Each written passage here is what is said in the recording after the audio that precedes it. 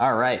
And we are back with Josh Levin. He's going to tell us about measuring expertise, letting usage speak for itself. And in the fun fact, it said that you're a watch nerd. Do you got a watch on right now? Got something special on? You know, funny enough, I don't. I should, but yeah, funny enough, I don't. We'll see one. We'll see one soon. We'll be keeping an eye on it. Eventually. And if you guys have questions for Josh, check out the Q&A and chat on the right. He'll answer those at the end. And with no further ado, Josh, take the floor. Cool. Thanks, everyone. Hey, good to see everyone. Thanks for joining. All right, so let's get us started. I think a reasonable place to start is just talk a little bit about me. I won't go into too much detail because I'm boring. But I come from a research background. I've spent some time in doing consulting gigs at small tech consultancies, and then I've spent the last 7 or so years doing customer success, technical customer success at a variety of companies that have led me to where I am now at Honeycomb. So I think a reasonable place to go from there is, before we go into understanding the use case of how do we at Honeycomb in technical customer success use data to understand our experts and our users, let's just level set real quick on what exactly is Honeycomb. So it's an observability tool. So basically engineers use Honeycomb to understand their production systems. It's like a DevOps tool, very heavily used by like SREs. For really advanced teams, like developers themselves use it quite a bit. And how it works is really we're a data engine. Customers send us data through telemetry, like they instrument their code. Their code sends us information about how it's operating. And then we take that information and turn it into like visualizations, into alerts, like typical visual, data engine tools like that. And what that ends up looking like is something like this. It's a visualization of how your production systems are operating. But ultimately, why we're excited about this is that all of these actions of sending data to Honeycomb, of using the tool to dig into your data, understand where there are bottlenecks, improve and optimize, it all produces really interesting user data too, because we have our systems instrumented as well. And it all produces this wonderful, wonderful telemetry that we can try to make sense of as a customer success team. Culturally at Honeycomb, we have this acronym called EIAE, which every time I try to remember it, I always mix up the letters. It's too many vowels. But ultimately what EIAE, 2 times in a row I got it, is what it stands for is everything is an experiment. We have t-shirts that have it. We have D20s, like 20-sided die that have it on it. It's a pretty like core part of our company culture. And it's core for 2 main reasons. One is it's core for our customers because our tool as a data engine, where you have a visualization tool that you can go in and dig into your data, find interesting things, optimize, troubleshoot where there are incidents, that kind of thing. It necessitates a culture and an encouragement of experimenting and trying new things. Similarly, we on our side, on the customer success side, we encourage our folks to do the same thing, to think of ways to experiment and make our customers more successful. So it's a core part of our customer health tenets as well. So in terms of customer health, let's look at where we came from. Like initially at Honeycomb when I joined, our concept of customer health was just one number. It's basically how much data are they sending us. So we have a measure of how much data they send and how quickly they send it. And that was basically it. It was just a single variable, a single identifier of what we thought was health, which is just like, are they sending us data? But obviously, that's a really naive view because ultimately it oversimplifies the tool. The tool isn't just, it's a storage engine, but really the value is how they're using the tool, not what data they're sending to it. What's more important is like, are they leveraging it in a healthy way? Are they getting value out of it versus are they just throwing it into like an AWS S3 bucket? S3 isn't going to measure their customers' health by how much data they send. It's going to be how much value is that data they're sending them actually, driving for the customer. But lovely. Oh, great. We have a little clippy here reminding us that we have all this great telemetry from the engineering team of like how they're actually using the tool. So we, let's do something with it. So that brings us to our BI pipeline. it's actually not super complicated. It doesn't look, I don't think it looks super complicated, although I've seen this, visualization 10,000 times. It's basically just a bunch of our data endpoints, which are like Intercom for customer support stuff, Salesforce for, Salesforce stuff, MySQL, which is where most of the usage data comes from, Stripe for payment stuff, and HubSpot for marketing stuff, all being pushed through Fivetran to Snowflake. So we have a bunch of data in Snowflake. We have a bunch of DBT jobs that clean up that data and make it consumable. And then we push the product to a couple places. One is to Mode, which isn't really pushing it. It's more like Mode as a layer that reads it. But Mode is a visualization tool that we use to kind of make sense of stuff. And then we also push it to Census. And I came prepared with my Census t-shirt. And then through Census to Salesforce as well. So with all of that said, this brings us to the actual use case. With all that context, what we wanted to understand is, we know our users pretty well. Like, we know who our power users are just based on our interactions on a regular basis with customers. We know just anecdotally who are really good users of Honeycomb, who know the tool sometimes better than us, like just really good veteran users. And we know how to spot a beginner. But all that sits in between it, like the two echelons, like we don't know where to draw the boundaries. Like, we know who's really new and we know who's really good and really veteran, but we don't know where to go from there. But being able to draw those lines and separate those echelons, that's the end game. The goal for us is to be able to segment and say, oh, based purely off of usage data, here's an expert, here's someone who's a beginner, and here's someone who's in between. We'll just call an intermediate. So we let the data speak for itself. The experiment started with just identifying like a primary group of users who we knew were really, really strong users of Honeycomb. And to try to avoid bias, as best we could, we tried to pull it from a nice variety of customers. We know that there are 3 or 4 or 5 really strong, big customers of Honeycomb that we could pull a bunch of users from, but that's obviously a bias measure. We want to avoid bias and spread it out across our customer base. Then we identify another group of users who we know are experienced, but we're given a fair reason to believe they're not super strong. Like, they're strong, but they're not beginners, but they're not veterans, essentially.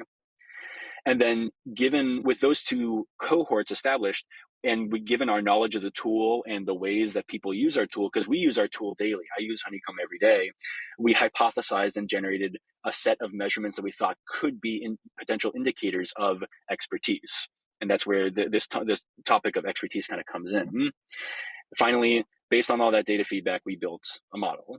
So what that looks like is this.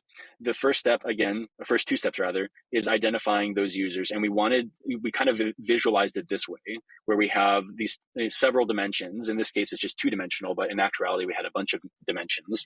We wanted to be able to segment and draw a line between strong experts and weak experts. Weak experts being like intermediates, essentially. And so this is actually an actual screenshot of the Google sheet that we pasted this in. We just started hypothesizing, like, what are some indicators from our usage data of potential like expertise, like the number of times they query stuff in Honeycomb, the number of boards they create, the number of SLIs they create, the query frequency, the number of data sets, the use of this feature called Bubble Up, which is a thing in Honeycomb, the different views in Honeycomb. We just anything we could think of that could potentially be an indicator of health. We threw it on there and we said, okay, here is our sample space. Here's our potential dimensions. We'll just start experimenting and see what comes up, if anything shows a strong signal based on our users. And then finally, based on all that feedback, we used Mode and we used Census to validate it, to actually go in and see, okay, based on this list of measurements, what actually sticks out as a strong indicator that separates really strong experts and not so great experts, like maybe some intermediate experts. So what that created is this. We found some things that we expected. Like, this is a measurement across a few things, like the average number of visualizations, number of queries, number of group bys, because Honeycomb is the query functionality is very SQL style, it's very SQL in nature. So these things kind of made sense. Like, the top bar are all the strong users, and the top bottom bar are the weak or like intermediate users. And there's for a fair number of them, there's a pretty big differential, as we would expect. But then by the same token, there were some things we found that we didn't expect, where some measurements we thought would be a strong differential, they were actually quite the opposite. We like in terms of number of Slack shares, like the number of times someone sends a query in Honeycomb to another user in their team through Slack. We expected that the strong users would socialize this more, but based on our sample size, that actually wasn't the case. So with all that said, we were able to dwindle down our list to a few set of pretty clear indicators, based on the data, of what differentiates an expert versus an intermediate. So then the question lies, well, we have this list of measurements. We have a pretty solid understanding of how much of how they influence the overall model, but we don't know how to weight them. Like, we have these measurements, but we don't have any kind of weighting. And so, like I said, we know the measures, but we don't know how to weigh them. So it's time for a little sprinkling of machine learning, everyone's favorite thing. And for what it's worth, I say that kind of jokingly, but I actually am a very big fan of machine learning. I've used it in the past. And this is, when used properly, it's a very powerful weapon. So what we did is we just built some SVMs, or really just one SVM, but I tried it out in a few different variations, and one worked particularly well. So what the SVM looked like is just some basic Python to instantiate the linear SVM, a whole bunch of code in the middle that I won't waste people's time showing, but it's kind of typical implementation of an SVM using Python and Pandas. And what that spit out were a couple metrics that I wanted to use. One is the average influence of each of these variables, and the standard deviation of the variables, to understand like how big of a spread is it, how variable is this. And based on those numbers, what we produced was a model that we put into initially into Census. Actually, it's in both Census and it's in DBT as well. But a model that shows the number, like the different metrics and different indicators of expertise, and then a weighting in front of them based on how influential the SVM claimed they would be. So with all that said, we built it, we tested it, it seemed to work really well. We put it into production, and then I had to socialize it to the rest of my company, because as of right now, the people who are actually performing this experiment were myself, my boss, who is our director of customer engineering, and then one of our user data experts who is a master at all of this. It was really just the three of us, and we wanted to socialize it to the rest of the company, not only for validation, but also because we want people to start using this. Like, this is a potential indicator of the health of the customer. So I built out this visualization for my company, basically covering everything I just talked to all of you lovely people about over the last 15 minutes, but I wanted to make it a little more visually consumable. But the reason I pasted here for all of you to read is the part that's highlighted in yellow. Like, there's two, you see the legend at the bottom right corner that says hand waviness. That's the best way I could describe it, because as some of you who have done this a lot, and I'd imagine most of you have done this kind of thing a lot, there were a couple areas where it wasn't the healthiest of data practices, not because we wanted to, but just because it was the circumstances. So the two of them are the actual sampling at the very beginning. The users we identified, each sample group, and we had only 2 sample groups, they were only like 20 or 30 people per sample group. There's plenty of data per user, but the actual like line items, there's only 20 or 30 per, which if you're using any kind of machine learning, it's not great. SVMs are okay with low data samples, or low sample volumes rather. Like some other algorithms in machine learning don't do great with lower numbers. Linear SVMs tend to be okay because it's just it's not like a neural net, but it's not the greatest thing in the world if you only have 20 or 30 people per cohort for the analysis. But we had to, because honestly, if it's just the 3 of us, we don't know personally all of our users. There's lots of Honeycomb users. There's 20, 30,000 people in the community ecosystem, but we don't know them personally. So we can't reasonably and safely bucket them like that. The other way that there actually was a fair bit of hand waviness was towards the bottom right. You see an arrow that is in yellow that points at inference of intermediate threshold. So what that means is, what we've done in this exercise so far, as I've described, is we've built a line. The linear SVM builds a line between the experts and the intermediates. That's great. We did that. That was done pretty reliably. I feel good about that metric.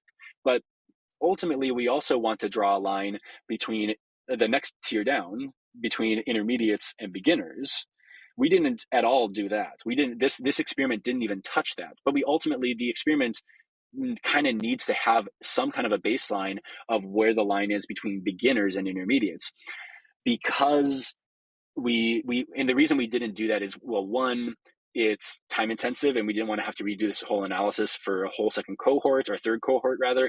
But also, if you think about it, drawing the line between a beginner user and someone who's like okay but not expert, that's a lot harder of a mental like exercise than it is to draw a line between experts and intermediates. If you actually go through, like, if you go through the thought exercise, it's kind of a hard thing to do, and it's a hard thing to standardize.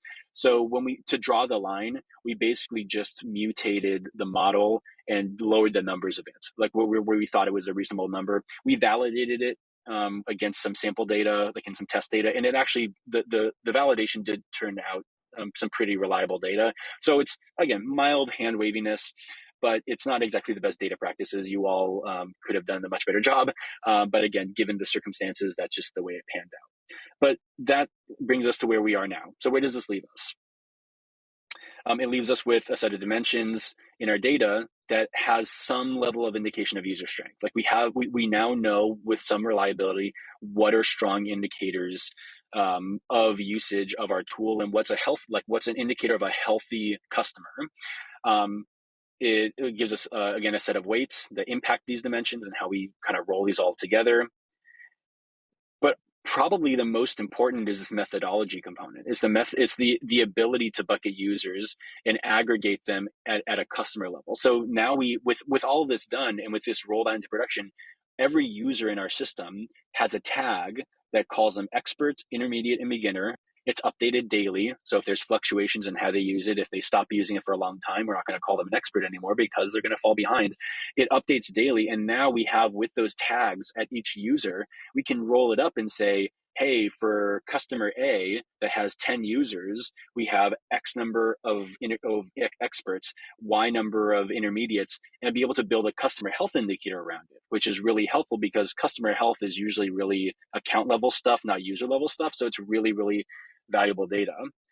And most importantly, a deep appreciation for our lovely customers. And I say that kind of jokingly, but also true. Like when we look at the data and we kind of roll this out to production and see, based on our pretty reliable model, that, oh, this company that we talk with sometimes, but they just don't socialize with us a whole lot. We don't get a whole lot of signal from them. They're actually really, really strong users of Honeycomb. And that's great. It makes us feel great, and it helps us help them better. So with all that, that's all I got. Thank you for attending. I'm happy to take any questions.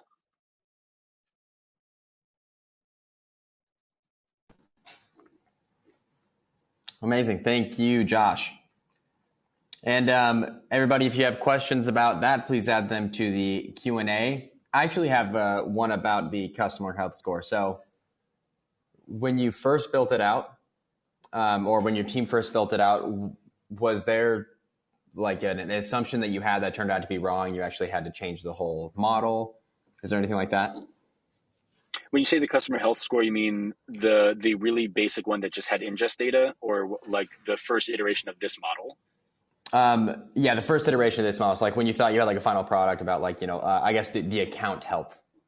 Was there an assumption that you had that was totally wrong that you went back and fixed? Yeah, there was a few of them.